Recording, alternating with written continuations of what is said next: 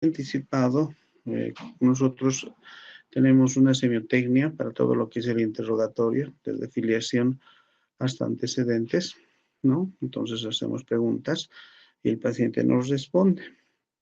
A partir de examen físico general, ya no ocurre lo mismo, ¿no? O sea, a partir del examen físico general, como quien dice, comienza la exploración, y para la exploración necesariamente tenemos que hacer lo que es inspección, palpación, percusión y auscultación.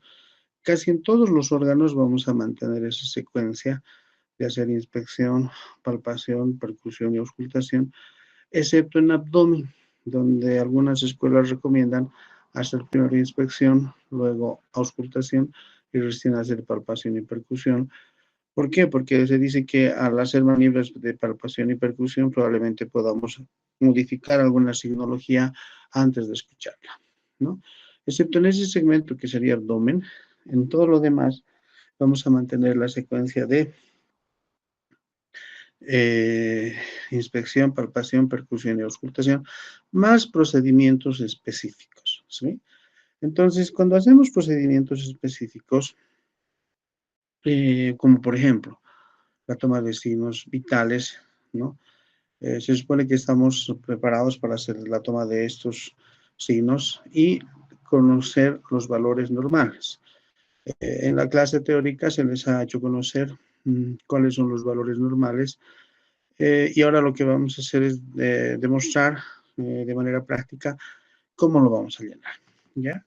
Entonces, cuando nosotros valoramos al paciente, lo primero que hacemos es controlar los signos vitales. ¿Por qué? Porque más o menos es el parámetro que nos orienta a establecer el estado hemodinámico de un paciente y saber si está estable o tiene riesgo en lo que se refiere a su vida, ¿sí?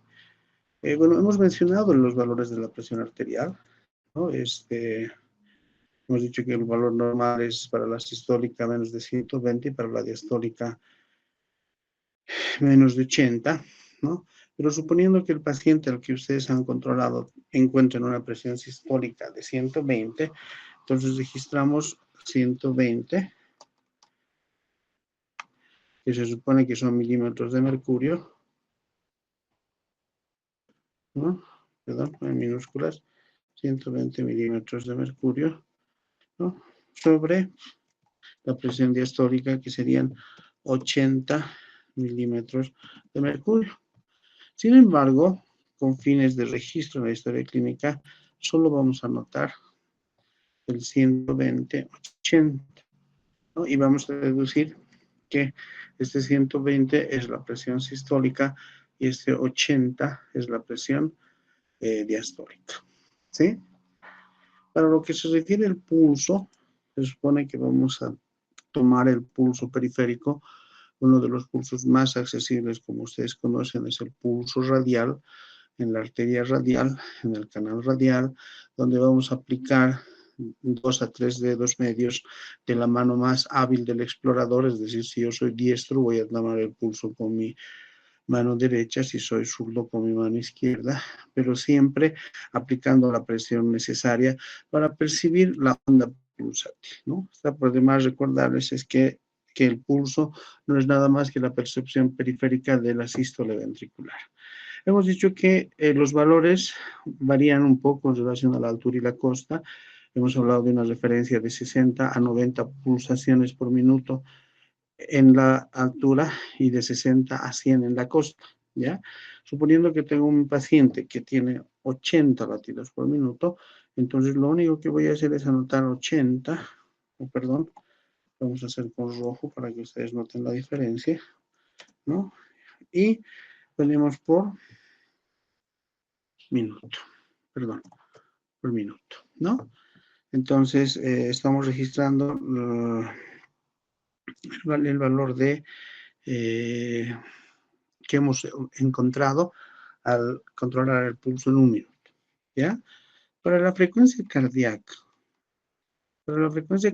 necesariamente ahora sí necesito un fonendoscopio, ¿no? Porque la frecuencia cardíaca se la obtiene al escuchar los latidos cardíacos a través de un instrumento que se llama estetoscopio. Entonces, ¿dónde voy a aplicar mi estetoscopio? Lo más recomendable con fines de control de frecuencia cardíaca, no estoy hablando de la valoración cardiológica, porque para la valoración cardiológica, para empezar, tengo que valorar los 5 focos de auscultación cardíaca. Ahora lo que necesito en frecuencia cardíaca solo es contar los latidos cardíacos que se generan en cada sístole, ¿ya? Entonces, lo que vamos a escuchar es la onomatopeya que conocemos en forma clásica del famoso lub-dub, o tumta, tumta, tumta, ¿no? Y cada tumta es un ruido cardíaco. Ese tumta involucra un R1, que sería tum, un pequeño silencio, un ta y un gran silencio, ¿no? O sea, R1, pequeño silencio, y R2, gran silencio, que sería un ciclo cardíaco. ¿Cuántos de esos tumtas vamos a escuchar en un minuto, ¿no? La misma cantidad que pulsaciones. En la altura de 60 a 90 y en la costa de 60 a 100. Entonces, generalmente es coincidente, pues porque el pulso está en relación con la frecuencia cardíaca. Entonces, casi siempre va a ser el mismo valor, ¿no? Entonces, en este caso, voy a anotar la cantidad de tumtas que he escuchado en el área cardíaca, ¿no? Ahora, les decía dónde. Por lo general, lo recomendable es escuchar en la parte central del corazón. Entonces, tanto en el sexo masculino como en el sexo femenino es un lugar muy accesible. Lo que van a hacer es ir a la parte, al reborde external izquierdo. A ver, ubíquenlo ustedes en su organismo. El borde external izquierdo, ¿no? Y de ahí vayan contando. Debajo de la clavícula es el segundo espacio intercostal. Más abajo está el tercer espacio intercostal. Ese es el lugar más accesible que es coincidente con el foco aórtico accesorio. Pero para no confundirles con fines de tomar hoy la frecuencia cardíaca, les estoy explicando. Primero, ubiquen el borde external izquierdo en su cuerpo. Una vez que han ubicado el borde external izquierdo, palpen la clavícula. Debajo de la clavícula tenemos el segundo espacio intercostal izquierdo. Bajen un espacio más, van a sentir el resalto óseo de la costilla, y ese es el tercer espacio intercostal izquierdo. Entonces, a ese nivel, entre el tercer espacio intercostal izquierdo fuera del borde external, van a poner su estetoscopio y van a poder escuchar en un minuto la frecuencia cardíaca. Y ese es el valor que registran en su historia clínica. Para la frecuencia respiratoria, lo que necesitamos es contar cuántas veces se ha expandido el tórax y se ha retraído, ¿no? O sea, un ciclo respiratorio comprende un tiempo de inspiración, donde metemos aire, y un tiempo de expiración, donde exhalamos aire. Entonces, en el momento que vemos que inhalamos aire, el tórax se distiende. Y en el momento que exhalamos, el tórax se relaja, ¿ya? Todo eso es un ciclo respiratorio. ¿Cuántos de esos ciclos hay en un minuto? Hemos dicho que por lo general son en la altura de 16 a 20 ciclos por minuto. Y en la costa el margen es un poco mayor, de 12 a 20 por minuto. Como estamos en la altura, vamos a suponer que nuestro paciente tiene 16 ciclos por minuto de frecuencia respiratoria. Entonces, lo que hago es, después de la frecuencia respiratoria, voy a anotar el 16 por minuto, ¿ya? Ahora, se supone, esto también se les ha explicado en la clase teórica, que para hacer esto, ¿no? El paciente tiene que estar recostado, relajado, ¿no? Y hemos dicho que en lo posible no percibe el paciente que estamos contando, porque por su nerviosismo puede el paciente modificar su frecuencia respiratoria, porque se pone muy nervioso, muy ansioso, etcétera, ¿no? En cambio, si está recostado, relajado y ni se da cuenta que estamos contando, porque alguna literatura dice se puede poner la mano sobre el pecho, se puede poner un objeto sobre el pecho, no es conveniente, porque el paciente a veces se pone muy ansioso o nervioso. En cambio, si ni se percata de que estando relajadito yo estoy contando cuántas veces se está extendiendo su pecho, voy a tener una frecuencia respiratoria mucho más real. Entonces, no es complicado y anoto el valor que obtengo, ¿no? Estamos poniendo valores, entre comillas, fisiológicos o normales, ¿ya? Porque si mi paciente, por ejemplo, está con una insuficiencia respiratoria, probablemente tenga una frecuencia respiratoria de 25, 30 o más. O por ahí está entrando una apnea y va a estar con una frecuencia respiratoria muy baja, ¿sí? La temperatura requiere maniobras, primero, requiere de un tipo diferente de termómetro, porque como están viendo, podemos tomar a nivel oral, axilar o rectal, ¿no? En ese sentido, con fines de que no haya mucho margen de error, y entiendo por la situación epidemiológica y el cuidado que tuvimos que tener con el paciente, este valor lo van a obtener de la hoja térmica que siempre tiene cada paciente al pie de su cátedra. ¿Ya? Entonces, aquí no nos hacemos mayor problema, pero sí vamos a notar qué temperatura estamos registrando. Por ejemplo, ¿no?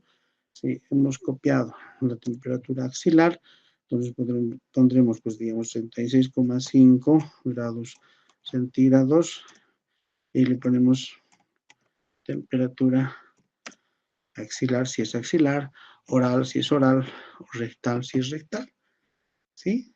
Entonces, este valor lo van a obtener del cuadro térmico que está en el registro que se toman los pacientes. Por lo general, lo más recomendable es el primer registro de la mañana, ¿ya? Porque enfermería toma su registro en la mañana, en la tarde y en la noche. Este otro valor del peso talla también lo van a obtener de esa misma hoja, porque no van a poder ustedes controlar, no van a poderle tallar ni pesar a su paciente, ¿no? Entonces, en esa misma hoja van a encontrar un valor, por decirles, un individuo que tenga un promedio de una talla de 70 kilos, eso en cuanto al peso, ¿no? La talla de unos 70, por decir, en metros, ¿sí? Entonces, esos valores estoy obteniendo del registro que tengo al pie del paciente. Pero ¿para qué me va a servir esto? Para sacar el índice de masa corporal. El índice de masa corporal no es nada más, si ustedes se acuerdan, peso sobre la talla, pero elevado al cuadrado, ¿no? Entonces, solo para recordarles, peso sobre talla al cuadrado. Entonces, obtengo este valor, o sea, aplico estos valores en la fórmula y voy a tener un valor, ¿no? Que también aquí necesariamente tengo que conocer los valores, pues hemos explicado en la clase que la nutrición normal oscila entre 20 y 24,9 como índice de masa corporal, ¿no? De 25 a 29,9 sobrepeso, de 30 a 34,9 obesidad grado 1, de 35 a 39,9 obesidad grado 2 y de 40 y más obesidad grado 3, ¿no? Considerando que de 20 hasta 18,5 por abajo es una zona de riesgo y de 18,5 para abajo es desnutrición, ¿ya? Entonces, ¿qué cuidados tienen que tener? O sea, sí voy a anotar el peso en kilos, 70, pero en el denominador, antes de dividir sobre 1,70, este 1,70 lo tienen que elevar al cuadrado. Entonces, recién hacen la operación y van a obtener el valor correcto, ¿ya? Otra vez, al numerador le ponen el peso, 70, y al denominador el 1,7, pero elevado al cuadrado. Es decir, este 1,7 lo elevan al cuadrado y recién hacen la división de peso sobre talla y van a obtener el valor. Y por decirles, yo estoy dando un ejemplo. Yo aquí encuentro el valor de 24, o sea, que mi índice de masa corporal sea 24, ¿no? ¿Esto a qué corresponde? ¿Mm? A nutrición normal. Pues le voy a poner, no solo me voy a quedar a nutrición normal, ¿no? Les he dicho, por ejemplo, si aquí me saliese un valor de 38, ¿no? Eso será una obesidad de segundo grado, ¿sí? Entonces, esto es en función a cada paciente, ¿sí? Entonces, este es solo un ejemplo, ¿ya? En relación al estado general del paciente, o sea, todo esto que les estoy dando para llenar en la historia clínica, se les ha explicado en las clases teóricas. Y hemos dicho que en el estado general del paciente solo voy a registrar una palabra. ¿no? Ojo, que esto no es subjetivo, es objetivo. ¿Y cuáles son los estados generales que, entre comillas, me voy a encontrar en mi paciente? Puede ser bueno, puede ser regular, puede ser malo, puede ser deficiente o puede ser terminal, ¿no? Eso se les ha explicado. Ahora, ¿cómo voy a catalogar quién es bueno?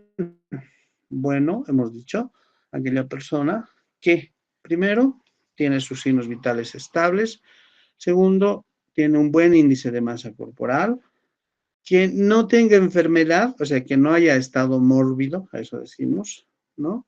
Que su fases esté compuesta, es decir, que no haya alteraciones en las fases, que su nivel de conciencia esté, que el paciente esté lúcido y con su psiquismo conservado. Es decir, una persona, entre comillas, sin alteraciones. Ese es el paciente que está en buen estado general. Entonces, si a este le pongo buen estado general, todo el resto ya no va, pues, o sea, una sola palabra, ¿no? Pero de pronto mi paciente no está en buen estado general. Yo veo que está en regular estado general, entonces en estado general le voy a poner regular. Hemos dicho quiénes están en regular estado general. Quienes tienen alteración de alguno de los parámetros que se toman en cuenta para valorar el estado general, pero que no corre en riesgo la vida del paciente, ¿no? Un ejemplo, que tenga una, digamos, una taquicardia leve. Y aquí me encuentro con un 94, ¿no? El máximo es 90. Entonces está ligeramente elevado. De hecho, ya esta elevación me dice que algo está pasando. Entonces mi paciente ya no está en buen estado general, está en regular. Tampoco se me va a morir por una elevación tan ligera de la elevación de la frecuencia cardíaca, ¿no? Mantenemos el 80. O, por ejemplo, que esté con una obesidad grado 2 o grado 3. Es un paciente que tiene algunas alteraciones y riesgos. O que, por ejemplo, esté cursando con una enfermedad o que el estado mórbido no sea tan grave. Es decir, que, por ejemplo, un resfriado común, no sé, puede estar cursando con una diarrea, un estreñimiento, o que esté con vómitos, pero que no comprometan el estado general del paciente. Entonces, por una gripe, por ejemplo, no se va a morir. Obviamente no está bien, pero no se me va a morir. O sea, no hay riesgo de muerte. Entonces, ese paciente está en regular estado general. ¿A quién se le cataloga como malo o mal estado general? Aquel que la enfermedad o la alteración de los otros parámetros me ponen en riesgo su vida. Es decir, es un paciente que tiene riesgo de fallecimiento, ¿no? Solo con un ejemplo, voy a modificar aquí, por decirle, si mi paciente viene con una presión de 80 para la sistólica y 40 para la diastólica, está con una hipotensión severa. El paciente puede entrar en shock y morirse. A este paciente, solo por este parámetro, le voy a ver que está en mal estado general, ¿no? O que de pronto en la patología con la que esté cursando, ¿no? Por ejemplo, sea un traumatismo craneoencefálico, ¿no? Que tenga una hemorragia intracraneana, que esté con una insuficiencia respiratoria, un disnea marcada, que esté con una insuficiencia cardíaca. Ese es un paciente que esté con un preinfarto. No son patologías graves que pueden ocasionar la muerte de mi paciente.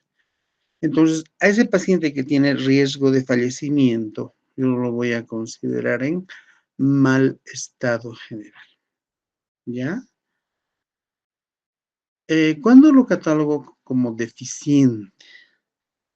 Cuando el paciente requiere soporte vital básico. Es decir, mi paciente necesita ventilación mecánica. Es decir, ¿por qué? Porque pues, está haciendo un paro respiratorio. Pues lo tengo que conectar a un ventilador. Son pacientes que están en terapia intensiva, ¿no? Cuando, por ejemplo, necesito controlar la función cardíaca y respiratoria en forma permanente y son pacientes que están en terapia intensiva.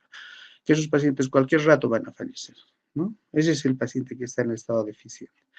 ¿Y a quién le pongo terminal? al paciente que independientemente de lo que yo haga, el pronóstico es reservado, es decir, son pacientes que, entre comillas, están esperando desenlace fatal, ¿no? Es decir, por ejemplo, un paciente con falla multiorgánica, con cáncer terminal, con muerte cerebral. Entonces, independientemente de lo que haga, no voy a revertir eso y el paciente en algún momento va a fallecer. Ese es un paciente terminal. Entonces, para que me entiendan, por eso, como les digo, yo les estoy explicando el llenado en base a las teóricas que hemos avanzado, ¿sí? En las teóricas se les ha explicado con mucho más detalle, pero para que no queden dudas, ¿ya? Entonces, mi paciente puede, aquí es una sola palabra les he hecho. Tienen que ustedes escoger cuál de estas corresponde a su paciente. Bueno, regular, malo, deficiente o terminal. No hay otros. No hay intermedios. Esto es lo único, ¿ya?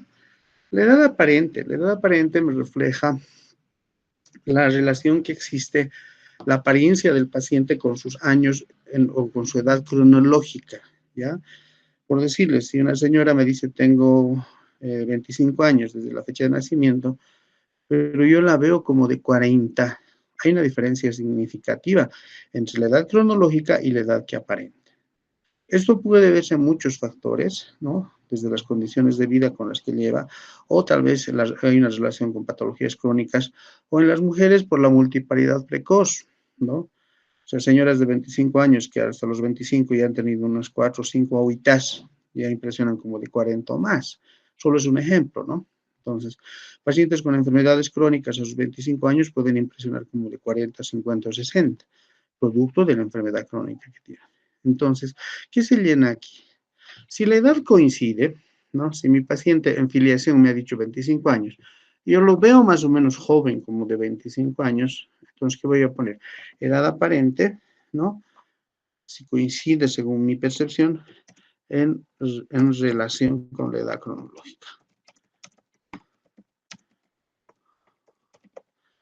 Pero si no coincide, ¿no? Si la situación es diferente, en filiación mi paciente me ha dicho que tiene 20 y yo lo veo como de 40, aquí pondré pues edad aparente 40 años, o sea que es muy diferente a la primera parte, ¿ya? Esto es una posibilidad de llenado, ¿no? Y esta es otra. Entonces, para que se den cuenta que puede ocurrir aquello, ¿sí? El nivel de conciencia. Aquí también me tienen que llenar una sola palabra. Los niveles de conciencia ya les he explicado, pero para recordarles, ¿no? Puede ser lúcido, puede ser estuporoso, estupor, supor, coma superficial o coma profundo. Esos son los niveles de conciencia. Ahora, les voy a poner entre paréntesis, muchas veces entre el lúcido y el estupor, el paciente está obnubilado.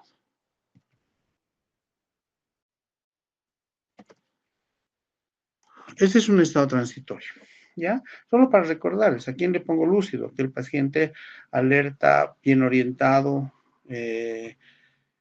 con sus ideas claras, o sea, es el que está con el máximo grado de conexión con el medio, ¿no? Entonces, ese es el lúcido. Ahora, de ahí se va deteriorando. Hemos dicho que cuando se va dañando la formación reticular a nivel del cerebro, ¿no? Se va desconectando la persona del medio, ¿no? Entonces, muchas veces entra en un sueño superficial, que nosotros lo decimos estupor, donde el paciente vuelve al estado de lucidez, ya sea con un sonido o con un estímulo muy superficial, ¿no? Y ese es el estupor o estuporoso. El sopor hemos dicho que es el grado de desconexión más profundo, donde el paciente está como en un sueño profundo, es decir, no es suficiente hacer un ruido, una palmada, sino a veces necesitamos estímulo físico, moverlo para que reaccione, y por un momento vuelve al estado de lucidez y otra vez entra en sopor, ¿no? Ese es o sea, gradualmente está desconectándose el paciente del medio. Y el coma, y tanto el superficial como el profundo, es cuando está desconectado con el medio. Es decir, no responde a estímulos verbales ni dolorosos, por más que lo lleguemos a mover. Ahora, es cierto, hay una diferencia entre un coma superficial y un coma profundo. Dijimos que el coma superficial es cuando el paciente da alguna respuesta mínima a un estímulo doloroso, ¿no? Es decir, yo provoco dolor en mi paciente puede ser que se mueva, o sea, que haga un movimiento involuntario o un sonido incomprensible. Ese es el paciente en coma superficial. Pero si aplica, a pesar de aplicar dolor, no existe ninguna respuesta, para mí mi paciente está en coma profundo. ¿Ya? Entonces, igual que en las anteriores líneas, aquí es una palabra que tengo que poner. Ustedes encasillarán a su paciente si está lúcido, si está estuporoso, si está soporoso, si está en coma superficial o coma profundo. No hay otro, ¿no? Ahora, ¿por qué les he dicho lo nubilado entre paréntesis? Porque este es un estado transitorio. El paciente impresiona o da la impresión de que está lúcido, pero no está así, ¿no? A ver, el ejemplo típico es cuando alguien recibe una noticia muy fuerte, ¿sí? Entonces, aparentemente está mirando, está escuchando, pero su cabeza está en otro lado, su pensamiento está en otro lado, ¿no? Entonces, por eso decimos que es un estado de transitorio donde se conserva el alerta, pero ya hay alteraciones de la orientación, ¿no? Puede haber alucinaciones, puede haber trastornos de la ideación, ¿ya? Entonces, incluso puede delirar el paciente por un momento. Entonces, pero es un estado transitorio, dura unos momentos nada más. El paciente del estado de obnubilación generalmente regresa a la lucidez, pero no es nada raro que dependiendo del grado de compromiso de su estado de conciencia pueda entrar en coma, ¿sí? Por eso es transitorio. Entonces, el nivel de conciencia le damos de esa forma, ¿ya? El psiquismo. Muchos confunden el psiquismo con sinónimo de orientación y esto en realidad comprende 4 elementos, ¿no? Uno, la orientación, que voy a valorar en 3 esferas. Si mi paciente está bien orientado, pongo paciente, vamos a poner con minúsculas para que se guíen, paciente orientado en tiempo, persona y espacio, ¿ya? Entonces, hemos dicho que la orientación la valoramos en 3 esferas, en tiempo, persona y espacio. Ojo, que esto no es como una receta para que ustedes me llenen sin haber valorado, ¿no? En la explicación de la clase se les ha dicho en qué casos hay orientación, hay desorientación en tiempo, en persona y en espacio. Un elemento del psiquismo. El otro elemento del psiquismo viene a ser la memoria. La memoria en 2 tiempos, ¿no? En realidad la memoria la podemos valorar en muchos momentos, pero convencionalmente en la historia clínica valoramos 2 memorias, ¿no? Una memoria de hechos recientes, de fijación de nuevos hechos, que es la memoria anterógrada, ¿no? De lo que ha pasado ayer, la noche, estos días, ¿no? Y si está conservada, pongo memoria anterógrada, y la otra memoria es la retrógrada, que esa es evocativa de mi infancia, de mi adolescencia, de hechos pasados. Entonces, si una persona recuerda lo que ha acontecido estos días y recuerda sus épocas anteriores, digo memoria anterógrada y retrógrada conservadas, ¿no? En la clase teórica también se les ha explicado en qué circunstancias se altera una de estas 2 memorias o las 2 memorias. Entonces, ustedes a tiempo de defender su historia clínica tienen que tener la capacidad de responder esos aspectos que se les ha explicado. El otro elemento que valoro en el psiquismo es la voluntad. Hemos dicho que la voluntad valora 2 elementos, la capacidad de comprender y la capacidad de expresar. Entonces, ¿cómo voy a valorar la voluntad? Simplemente viendo o verificando que mi paciente me responda al interrogatorio y 2, que tenga la capacidad de obedecer las órdenes que le estoy dando, las órdenes médicas, levante la mano, póngase de costado, etc. Entonces, si mi paciente está normal, voy a indicar que el paciente responde al interrogatorio y obedece órdenes médicas. Y por último, en lo que es el psiquismo, lo que voy a llenar es la ideación. En lo que se refiere a la ideación, lo que voy a hacer es ver la capacidad que tiene el paciente de generar ideas coherentes, ¿ya? Porque un paciente puede aparentar estar bien orientado, con su memoria conservada, con su voluntad conservada, pero me empieza a hablar de incoherencias, ¿no? De cosas que no existen, de cosas que están fuera de la realidad, ¿no? Eso ocurre con los pacientes que están haciéndose su síndrome de abstinencia, por ejemplo. pacientes que están con trastornos bipolares, que pueden ser maníaco-depresivos, con pacientes esquizofrénicos, que empiezan a ver mundos que no existen en realidad, ¿no? Lo normal es que el paciente en la ideación, perdón, que el paciente esté con lenguaje claro y coherente. Esto en relación a la realidad, ¿no? Pero lógico, si mi paciente es esquizofrénico, probablemente tiene trastornos de la ideación y va a tener alucinaciones, ¿no? O va a referirme a cosas que no existen, ¿ya? Entonces, el psiquismo no había sido solo la orientación, sino es este conjunto de elementos que estamos mencionando. En relación al biotipo, se les ha explicado en la clase teórica que el paciente, en realidad, ¿qué mide el biotipo? Valora la talla sobre la envergadura. Hay individuos que tienen predominio de la talla, son más altos y más delgados. Hay individuos que tienen más predominio del ancho, de la envergadura sobre la talla, es decir, son bajitos y más gruesos, ¿no? Y pacientes que tienen un equilibrio de ambos que vendrían a ser, dependiendo del tipo de clasificación, el intermedio entre los dos. ¿Ya? En ese sentido, también en la teórica se les ha aclarado que la clasificación más utilizada para biotipo es la clasificación de Kretschmer. Kretschmer clasifica a los individuos en longilíneos, cuando predomina la talla, brevilíneos, cuando predomina la envergadura, bajitos y anchos, ¿no? Por eso se dice el longilíneo prototipo Don Quijote de la Mancha. Brevilíneo prototipo Sancho Panza, ¿no? Y los intermedios vendrían a ser los atléticos, ¿no?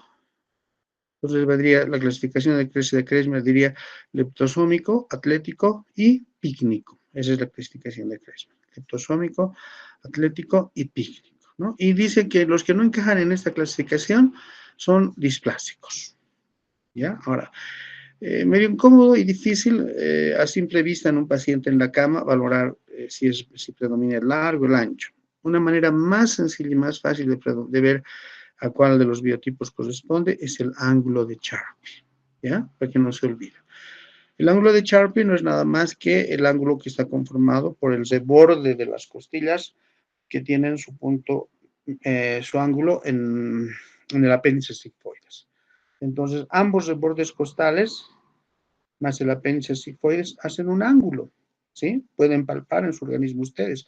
Palpen su borde inferior de las costillas de un lado, llegan hasta el ángulo, hasta el apéndice sigmoides y van hacia el otro lado y se forma un ángulo, ¿no? No se olviden que el ángulo recto es 90 grados. Entonces, un ángulo cerrado es mucho menos de 90 grados y un ángulo abierto u obtuso es más de 90 grados, ¿ya? Entonces, en función a eso, si un individuo tiene el tórax alargado, si es leptosómico, ¿no? Lógicamente su ángulo de Charpy va a ser cerrado.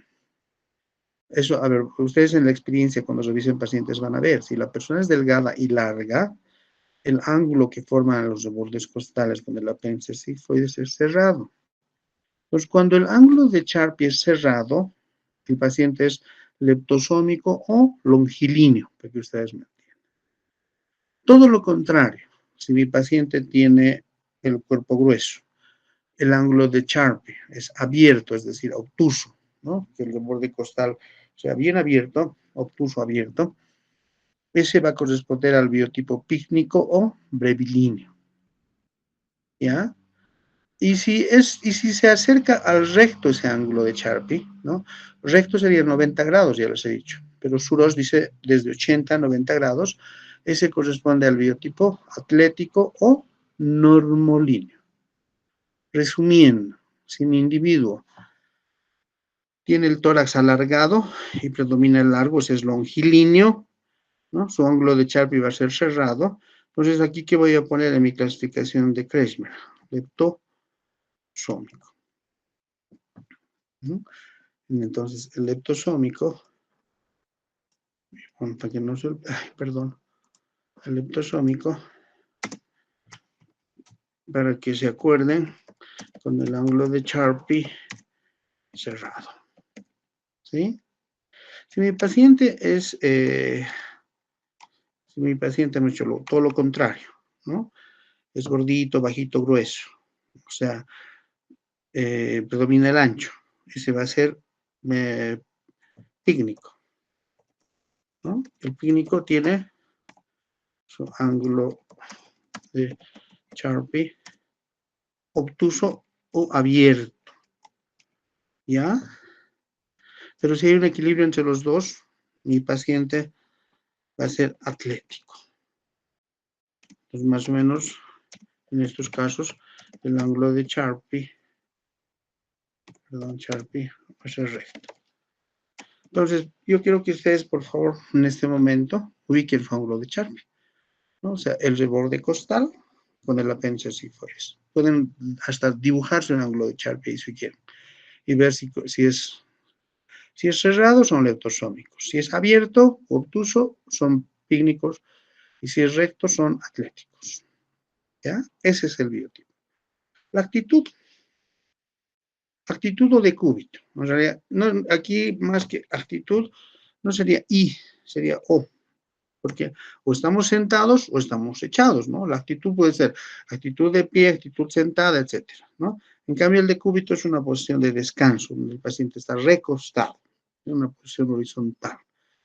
Por lo general, cuando nosotros valoramos un paciente hospitalizado, lo vamos a encontrar en decúbito. Ahora, puede ser que esté reposando sentado, entonces ahí ya no pongo decúbito, es actitud sentada, ¿no? Pero si está recostado, es decúbito. Ahora, si está en decúbito, aquí también se les ha explicado, ¿no? Si está en decúbito, tengo que ver que está como respaldo apoyando hacia la cama. Si está de espaldas, uno de los decúbitos más frecuentes, y es, aunque no el más fisiológico, es el decúbito dorsal. Pero ahora ahí le tengo que poner su apellido, ¿no? Si es activo o pasivo. ¿Cuándo es activo? Cuando el paciente puede cambiar ese decúbito. De estar echado de espalditas, que significa este decúbito dorsal, puede ponerse de barriguita, de costado, etc. Entonces, en ese caso, mi decúbito dorsal es activo, ¿no? O supino se llama, decúbito dorsal o decúbito supino, ¿ya? El otro decúbito, lo contrario de este, es el decúbito, perdón, el decúbito ventral, ¿no? También es activo o pasivo, o prono, ¿ya? Y el otro decúbito más frecuente es el decúbito lateral, que puede ser derecho o izquierdo, si ustedes van a ver. Ahora, al margen de eso, se les ha enseñado en las clases teóricas también que existen decúbitos forzados y preferidos dependiendo del tipo de patología. Esa parte no les puedo poner aquí en el ejemplo, porque sería repetir la clase teórica y ustedes tienen que revisar y leer, ¿no? Para la fascias, ahí también estamos en problemas, ¿no? O sea, necesito el conocimiento de ustedes, pues. Ustedes, en función a los diferentes tipos de fases que han identificado, tienen que tener la capacidad de llenar esta parte y poner si el paciente tiene una fasis en función al tipo de patología, si es cardíaco, de pronto mitral, tricuspidio, aórtico, arterial, venoso, etc. ¿No? Si es respiratorio, tal vez me pondrán cianótico, disneico, neumónico, tuberculoso, adenoideo, etc. ¿No? Entonces, esto viene del conocimiento en función del tipo de patologías y eso ustedes tienen que estudiar. No les puedo decir. Ahora, si a grandes rasgos, ¿qué les puedo orientar? Por ahí el paciente está sano y no tiene ninguna fase relacionada con patología, ¿no? O por ahí tiene una patología, pero que no tiene una repercusión en la cara. Entonces, en ese caso, voy a colocar, tengo dos opciones, o colocar una facies compuesta o colocar una facies no característica, es decir, que no corresponde a ninguna enfermedad, ¿ya?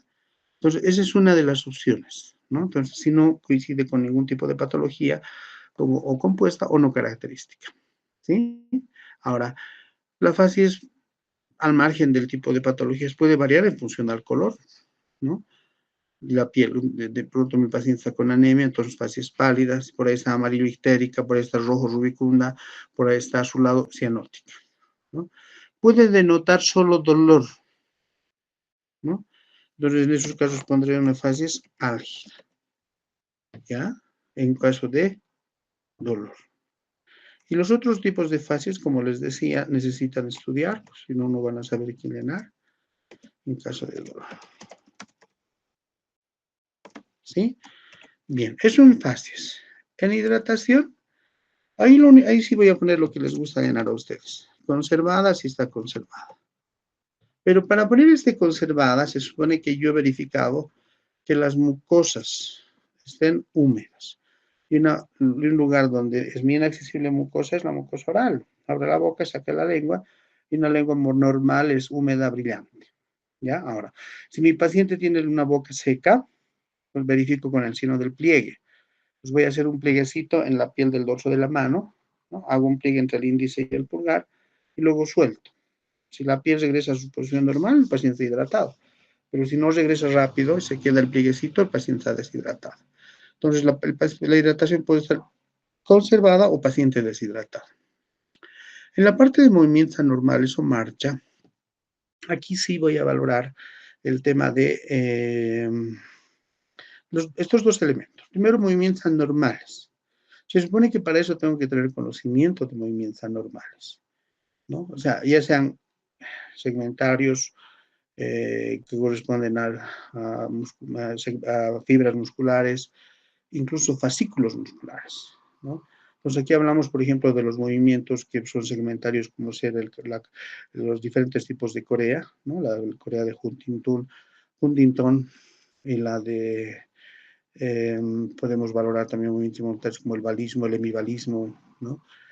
Las convulsiones o movimientos de fibras musculares, las fasciculaciones, las mioclonías, los tics, etc. Entonces, todo movimiento que no sea voluntario se considera movimiento anormal. Entonces, yo necesariamente para poner esto necesito conocer los movimientos anormales y describir. Si mi paciente no presenta movimientos anormales al momento de mi exploración, en mi historia clínica voy a colocar movimientos anormales no presenta, ¿no? Pero me falta valorar esta segunda parte, la marcha. Y la marcha, por lo general, en un paciente hospitalizado no valoramos, porque está con su vía venosa y para eso yo necesito que mi paciente camine con su cabeza erguida en unos 6 metros, ¿ya? Entonces, no lo voy a dejar en blanco, entonces lo que puedo hacer es poner marcha no valorada por el estado del paciente. Entonces, en la historia clínica siempre voy a registrar todo, no voy a dejar nada en blanco. Bueno, ya vamos llegando a la última parte del examen físico general. Voy a valorar piel y mucosas, ¿no? Y en piel y mucosas valoro estos elementos: color, textura, turgencia, elasticidad y lesiones dermatológicas, ¿no? Cuando hablo de lesiones dermatológicas, hablo de lesiones primarias y secundarias de la piel, ¿ya? En relación al color, o sea, ojo, que eso que está con negro es una guía. Lo que voy a llenar con rojo es lo que corresponde escribir en la historia clínica. Si mi paciente es de raza blanca y está blanquito, o si es mestizo y tiene una piel más achocolatada, ¿no? Entonces voy a poner piel y mucosas en función a la raza normocoloreada, ¿ya? Entonces, normocoloreada es en función a la raza que tiene mi paciente, ¿no? Si es de raza negra, obviamente, pues va a ser más oscuro, entonces normocoloreado, ¿no? La turgencia y la elasticidad, eso les he explicado en piel. Hemos dicho, ¿qué es el turgor? Es la resistencia al pliegue cutáneo. ¿Y qué es la elasticidad? Es la capacidad de la piel de volver a su posición normal luego de haber hecho un pliegue. Entonces, ¿qué tengo que hacer? Casi lo mismo que he hecho para valorar hidratación, ¿no? Es decir, entre mi dedo índice y mi dedo pulgar voy a hacer un pliegue en el dorso de la piel, puede ser de la mano o en la cara anterior del antebrazo, ¿ya? Cuando estoy haciendo el pliegue, voy a generar una cierta resistencia, ¿no? Eso se llama turgencia. la resistencia al pliegue cutáneo se llama turgencia. Siempre vamos a encontrar una turgencia que, entre comillas, es normal con una ligera resistencia, ¿no? No me es ni muy difícil, pero tampoco muy fácil hacer un pliegue. Requiere una cierta fuerza. Ese es el turgor normal de la piel. ¿Cuándo es anormal? Cuando hago el pliegue o muy fácil, me es muy difícil hacer el pliegue. En esos casos, o la turgencia está aumentada o está disminuida. Y la elasticidad es la capacidad de la piel de volver a su posición normal después de haber hecho un pliegue. Entonces, cuando suelto el pliegue, si la piel regresa a su posición normal, digo que la elasticidad está conservada. Entonces, si no veo alteraciones, voy a poner aquí turgencia y elasticidad conservadas.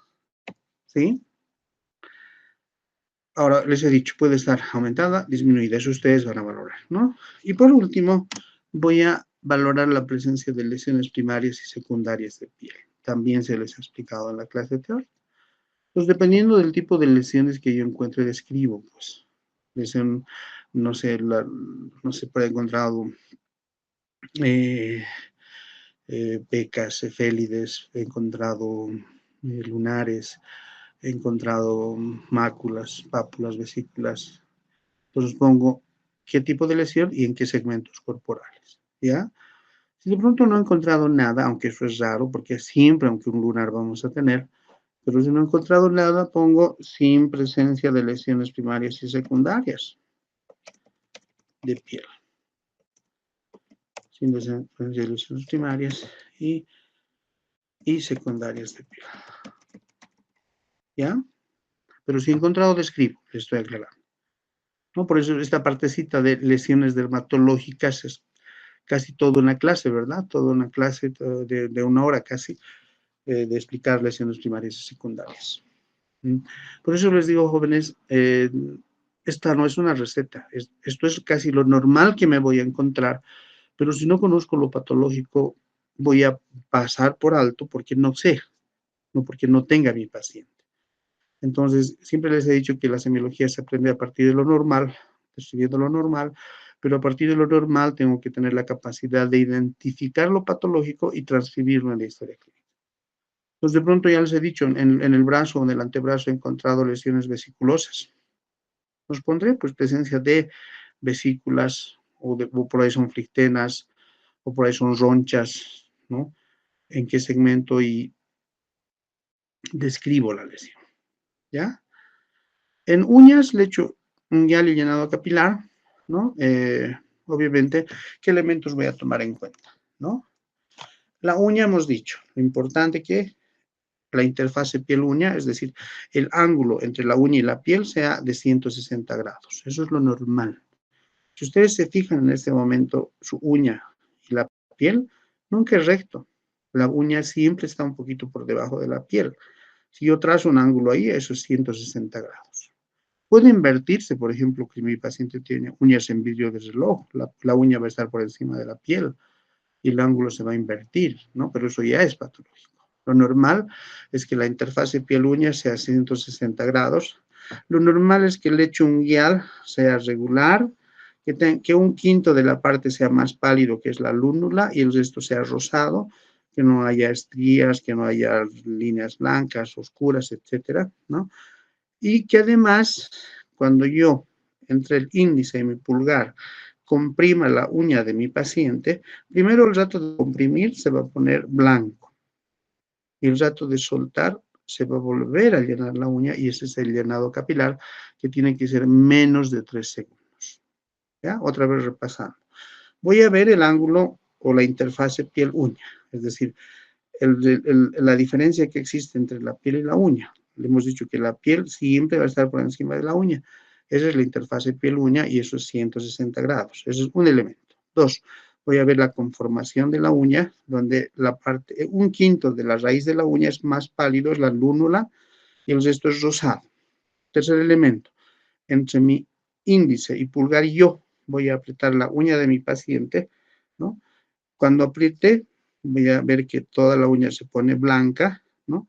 Y luego de eso suelto y en menos de 3 segundos tiene que volver a estar rosada. Ese es un llenado capilar normal. Si eso acontece en mi paciente, voy a poner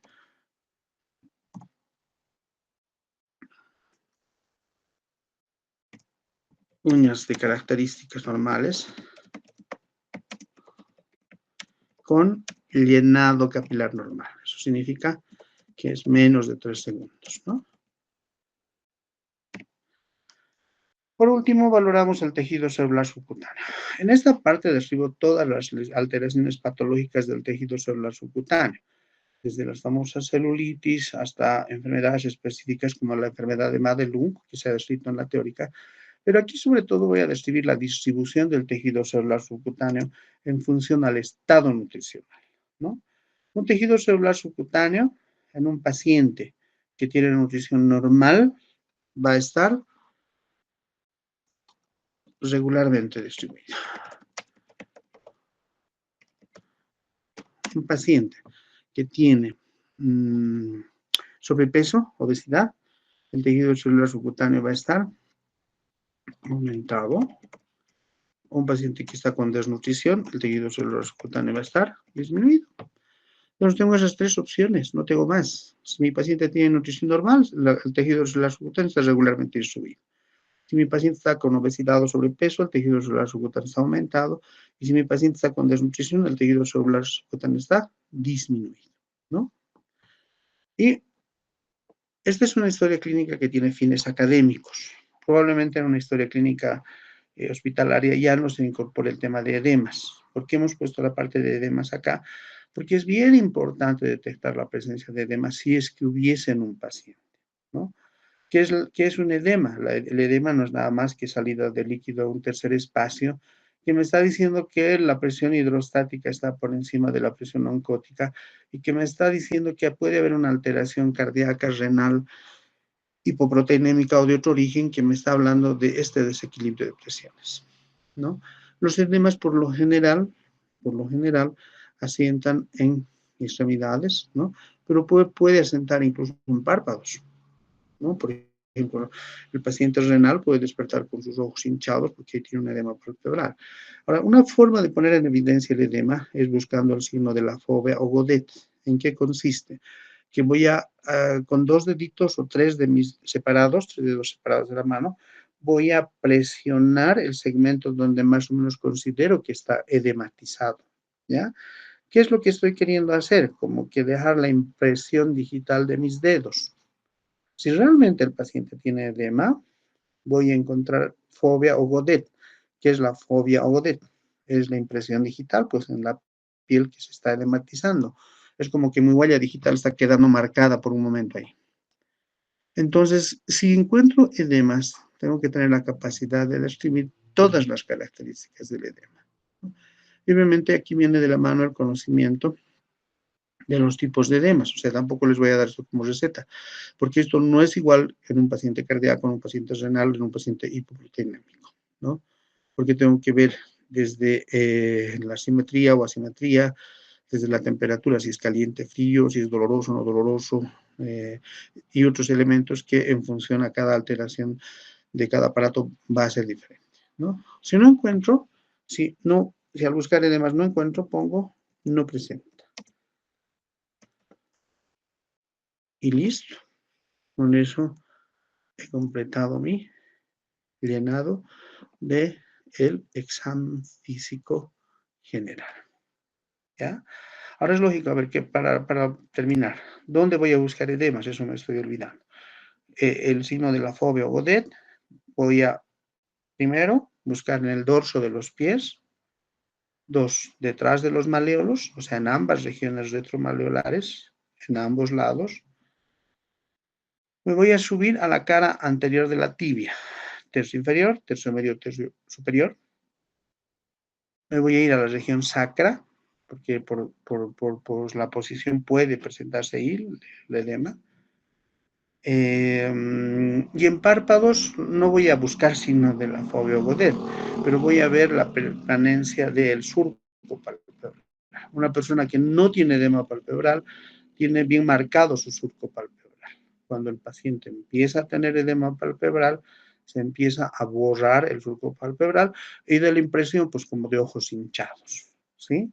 Entonces, eso también es importante. Para poner este no presenta, se supone que ustedes han buscado signo de la fobia o Godet en el dorso del pie, en las regiones retromaleolares, en la cara anterior de la tibia, tercio inferior, tercio medio, tercio superior, en la región sacra, y han verificado que el surco palpebral esté conservado. En esos casos, si no hay nada, ponen no presenta, ¿no? Ahora, si presenta, bueno, ahí estamos en la necesidad de conocer las características de los edemas y describir, ¿sí? Entonces, la finalidad de esta revisión no es repetir la clase teórica, sino estandarizar el llenado correcto del examen físico general en base a hallazgos normales, porque casi todo esto es normal, ¿no?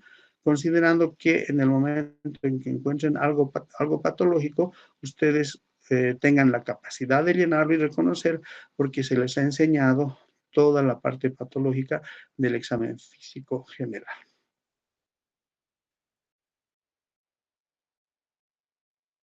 En cabeza, vemos la simetría, cráneo simétrico, si la forma es normal ponemos normocéfalo. Aquí donde dice deformidades y hundimientos ponemos no se palpan depresiones, tumoraciones ni puntos dolorosos, cabellos bien implantados, ¿no? Hasta ahí. Si he puesto simétrico, se supone que en mi cráneo derecho con en mi cráneo izquierdo son iguales, ¿no?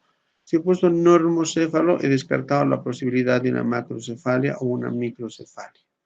Si he puesto no se palpan depresiones y tumoraciones ni puntos dolorosos, se supone que primero he hecho palpación digital en todos los segmentos de la cabeza, desde la nuca, las regiones parietales, temporales, frontales, y no he detectado ni depresión, ni tumoración, ni puntos dolorosos.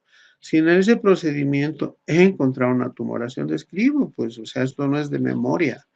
Pues de pronto he encontrado una tumoración en región parietal derecha, describo de qué tamaño, de qué forma, de qué consistencia, todo en relación al tumor, ¿no? O de pronto hay dolor, describo dónde hay dolor, ¿no? Y cuando digo cabellos bien implantados, me estoy refiriendo a dos cosas, ¿no?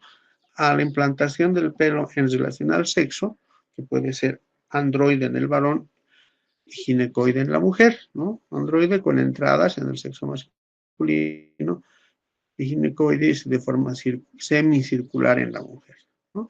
Y al margen de eso, que he verificado que el pelo esté bien implantado en su raíz, haciendo una tracción entre el índice y mi dedo, pulgar, ¿no? Entonces, eso también está respaldado por un video que si ustedes revisan van a ver cómo se hace. Pero lo que tengo que anotar es cráneo simétrico, normocéfalo, no se palpan depresiones, tumoraciones, ni puntos dolorosos, ¿sí? Y al final, si hay una buena distribución entre lo que es la cabeza y la cara, aquí sí pongo relación cráneo y cara conservadas.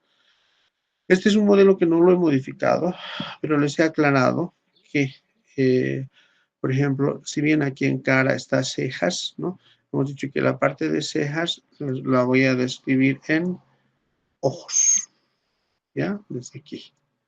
Entonces, en cara, hemos dicho igual, veo la simetría, ¿no? Veo si la mímica está conservada. Se supone que para verificar que la mímica esté conservada, le he pedido que arrugue la frente, que cierre los ojos, que infle sus cachetes de la cara, ¿no?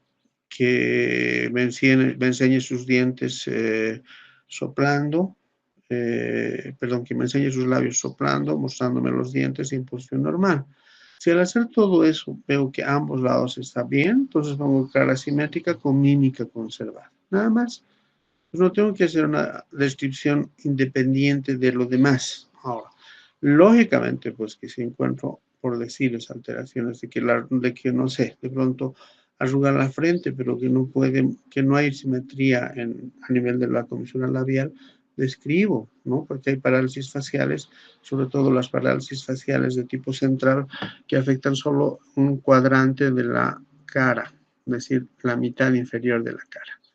Entonces, esto me sirve para detectar algunas lesiones neurológicas, sobre todo las parálisis faciales, Y a veces hay desviación incluso del mentón, esas son lesiones del trigémino, ¿no? O sea, la monoplejía masticatoria, que eso van a ver ustedes en semio 2 en neuro, ¿ya? Cuando empiezo, ojo, les había dicho, aparato de protección, cejas, párpados, pestañas, ¿no? El aparato lagrimal y el globo ocular como tal. Entonces voy a hacer mi división, mi exploración en 3 partes. Hemos dicho, si las cejas están bien, voy a poner esta partecita ya, o sea, les estoy explicando. Esta es una guía, entonces hago mi modificación. Desde cejas, hemos dicho que vamos a colocar desde la implantación, ¿no? O sea, la población. Cejas, ¿cómo están? Bien pobladas, poco pobladas o despobladas, si puede ser que hayan alopecias, y voy a verificar jalando los pelitos, voy a poner si están bien implantadas en cabeza, cuerpo y cola. Si mi paciente tiene una buena implantación, les digo, pues cejas, no sé, pueden ser bien pobladas si es alto, poco pobladas si son menos, ¿no? O despobladas si tienen alopecias. Ahora, si son pobladas, voy a poner, pues están bien implantadas en cabeza, cuerpo y cola. O sea, la cabeza es la parte más central, perdón, la que está más cerca de la línea media, el cuerpo es al medio y la cola es el final. Las alopecias, la mayor parte de las veces son en cola, ¿no? En el hipotiroidismo, por ejemplo, vamos a encontrar una alopecia en la cola, ¿no? Y hay patologías que dan alopecias totales, como la lepra y la sífilis, ¿sí? Entonces, en esos casos puede haber una alopecia total, al margen de intoxicaciones, ¿no? O sea, por ejemplo, pacientes que están sometidos a tratamientos para el cáncer, ¿no? Que van a tener no solo pérdida del cabello, sino también de las cejas, ¿ya? Entonces hay alopecias totales secundarias al uso de quimioterápicos que también voy a tomar en cuenta, ¿sí? En los párpados que hemos dicho, voy a valorar, bueno, obviamente voy a valorar muchas cosas, ¿no? Voy a valorar si existe o no la presencia de lesiones en párpados, que pueden ser desde un orzuelo, un chalacio, un santelasma, eh, etcétera. Entonces, pero si no encuentro nada, hay 2 cosas que voy a valorar. Solo la abertura palpebral. En realidad le digo, abra sus ojos y de sus ojos, si en todo eso puede abrir bien y cesar bien, los surcos palpebrales están conservados, yo voy a poner en mi historia clínica párpados con abertura palpebral conservada. Nada más.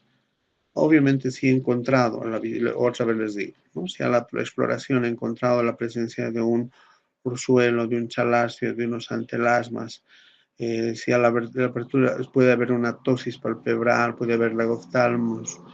Entonces, si he encontrado esas lesiones, describo, pues. Por eso, como les digo, esto va de la mano del conocimiento, pero si no hay nada, no tengo por qué decir, no encuentro chalacio, no encuentro suelo, no. Esos datos negativos no me sirven. Únicamente poner párpados con abertura palpebral conservada, movimientos oculares y ejes visuales, eso también se ha aclarado, ¿no? Movimientos oculares y ejes visuales. No está aquí, pero voy a anotar, ¿no? Conservados. Se supone que para eso he dicho que mi paciente mire ahora a puntos, fije su mirada en un punto, mire hacia arriba, hacia abajo, a la derecha, a la izquierda, para ver si no existen estrabismos, ¿no? Y no hay diplopías. Es decir, que se desvíe un globo ocular hacia un lado o que esté mirando doble, ¿ya? La agudeza visual es a cuenta dedos. Entonces, si voy a describir, voy a poner agudeza visual a cuenta dedos. ¿Qué significa eso? Que a una distancia de 2 metros, que más o menos es el pie del cacha, le voy a mostrar ojo por ojo, ¿no? Y voy a ver si tienen la capacidad de contar. Si tienen la capacidad de contar, voy a registrar a cuenta dedos que está conservado, ¿sí? Los reflejos hemos hablado. Los reflejos son fotomotor, consensual y de acomodación. Si los 3 reflejos están bien, pongo reflejos fotomotor, consensual y de acomodación conservados, ¿no? Pero para eso se supone que tengo que saber hacer la toma de estos reflejos que ustedes tienen como material complementario en los videos que les he pasado.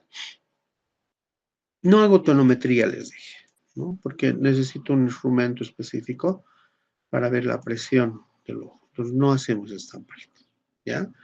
En lo que se refiere a la descripción de las estructuras del globo ocular, voy a describir las alteraciones de algunos elementos que encuentre. Si no encuentro nada en escleróticas, en córnea, incluso en lo que es el iris, no pongo, ¿no? Pero sí es importante que tome en cuenta, porque cuando yo veo el globo ocular, ¿qué es el primer elemento que veo? Es la conjuntiva, que es la membrana transparente que está por delante de la esclerótica, la córnea, por detrás de la mucosa palpebral, etcétera. Y es lo primero que veo, ¿no? Pero si a través de la conjuntiva veo que hay una lesión a nivel de la esclerótica, de la córnea, del iris, etcétera, describo, ¿no? ¿Qué puedo tener? Una escleritis, una queratitis, eh, puedo tener opacificaciones, o sea, las cataratas, etcétera. Todas las lesiones que se les ha enseñado y describo. Si no, no tengo por qué poner, excepto el tema de las dos cosas, ¿no? Conjuntivas y pupilas, ¿ya? En lo que se refiere a conjuntivas, hemos dicho, tenemos una conjuntiva vulvar que está delante del globo ocular y una conjuntiva palpebral que está justamente detrás del párpado. Entonces, si está normal, voy a poner solo conjuntivas vulvar y palpebral, haciendo referencia a las dos normocoloreadas. Entonces, se supone, cuando digo normocoloreadas, bueno, este término tal vez no es muy correcto, pero es la forma de describir. Se supone que la conjuntiva vulvar es transparente y estoy viendo el color de la estructura que está por debajo, pues, ¿no? Porque la conjuntiva vulvar es una membrana, o sea, toda la conjuntiva es una membrana. Entonces veo transparente y la conjuntiva palpebral la veo rosada porque ese es el color de la submucosa, ¿ya? Ahora, aquí, ¿qué puede haber? En la conjuntiva vulvar puede estar ictérica si mi paciente está con ictericia. La conjuntiva palpebral puede estar eritematosa o si está con paciente con poliglobulia o conjuntivitis, etcétera, ¿no? Y el otro elemento que valoro son las pupilas. En las pupilas, si están del mismo tamaño, ¿qué voy a poner? Pupilas normocoloreadas, perdón, pupilas isocóricas, perdón, isocóricas. ¿Qué significa? Que son redondas y ambas del mismo tamaño, ¿no? Las alteraciones pueden ser unas pupilas anisocóricas, si es que una es más grande que la otra, ¿no? O de pronto son isocóricas, pero entre comillas pueden ser mióticas o midriáticas. ¿Qué significa eso? Que o son, en el caso de las mióticas, menos de 2 milímetros, midriáticas más de 5 milímetros. Entonces, puede ocurrir este hecho y complemento, ¿ya? Pero esto ya es patológico. Pues. Lo normal es que me encuentre solo con pupilas isocóricas. Campos visuales valoramos comparativamente, entonces puedo poner campos visuales conservados. Lo que no hacemos tampoco de rutina es fondo de ojo, porque necesito oftalmoscopio y al margen de eso, perdón, necesito dilatar la pupila, ¿sí? Entonces, estas partecitas que estoy poniendo acá, ustedes, tanto tonometría como fondo de ojo van a hacer en oftalmología, pero sí es importante que sepan dónde van a hacer en su descripción de la historia clínica. Eso en relación a ojos, ¿no? Vámonos con oídos. Siempre voy a ver primero la simetría. Cuando digo oídos, tengo que valorar tanto la región preauricular, la articulación temporomaxilar, el trago, el pabellón auricular, todos estos elementos, ¿no? Si todo esto veo que es en el lado derecho y izquierdo normal, pongo simétrico, ¿no? Cuando digo conducto auditivo externo, ¿qué es lo que voy a ver? La permeabilidad del conducto auditivo externo. Entonces, les he explicado que para esto puedo utilizar sin necesidad de hacer otoscopía una linterna. Si es mi paciente adulto, voy a traccionar de la parte superior del lóbulo de la oreja hacia arriba y hacia atrás. Les dije incluso como castigando al paciente, ¿no? O sea, algo arribita y hacia atrás. Eso me alinea mejor el conducto auditivo y busco la presencia de, por decirles, puede haber cera, un tapón seroso, puede haber cuerpos extraños o puede haber líquido o sangre, ¿no? Entonces, ¿por qué? Porque la presencia, por ejemplo, si hay fracturas de base de cráneo, puede haber o salida de líquido cefalorraquídeo o sangre. Si es líquido cefalorraquídeo, saldrá pues, un líquido cristal de roca transparente.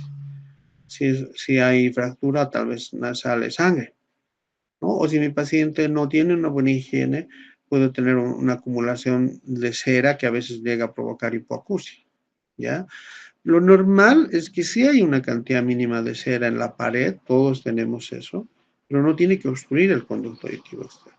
Pues que estoy valorando la permeabilidad. Si veo que es visible, o sea, que no está tapado el oído, en otras palabras, ¿qué voy a poner? Conducto auditivo externo permeable, ¿no? Entonces, ¿qué significa que no hay? Ahora, si no es permeable, pongo, pues, ¿qué encuentro? Por ahí hay tapón seroso, coágulos sanguíneos, o sangre, o pus, ¿no? Entonces, lo tengo que poner. Por eso decía, esto no es de memoria, pues normalmente es que sea permeable, ¿no? Por eso hablo aquí de secreciones.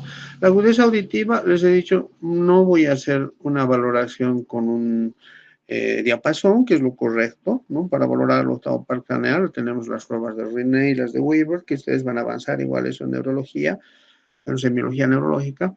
En esta etapa, lo único que quiero ver si no hay hipoacusia o hay acusia o una hiperacusia, ¿no? Es decir, si escucha normal, menos o mucho más. Y simplemente lo que tengo que hacer es frotar los dedos cerca de la oreja, no el cabello, solo entre el pulpejo y los pulpejos de los dedos pulgar e índice, solo frotar. Y nosotros tenemos que tener la capacidad de escuchar ese sonido por igual en ambos lados. Entonces, si está igualito y escucho, entonces pongo agudeza auditiva conservada, pero por ahí no escucho nada en un lado, pues pondré pues hipoacusia derecha o hipoacusia izquierda o acusia, ¿no?